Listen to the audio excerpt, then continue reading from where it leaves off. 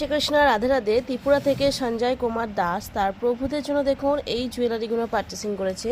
নিয়েছে 16 নম্বর লাড্ডু গোপাল এবং রাধারানীর জন্য এই মুকুট দুটো 288 টাকা করে পড়েছে, 288। তারপর নিয়েছে এই মুকুটটা, এটা 4, 5, 6 নম্বরের মুকুট, 171 টাকা পড়ে। তারপর আছে এই মুকুটটা 72 টাকা মাত্র, এটাও 4, 5, 6 এর মুকুট। তারপর আছে এটা টিকলি, এটা 6 নম্বর থেকে একদম 21 নম্বর রাধারানী পর্যন্ত পরানো যায়, দাম আছে 67।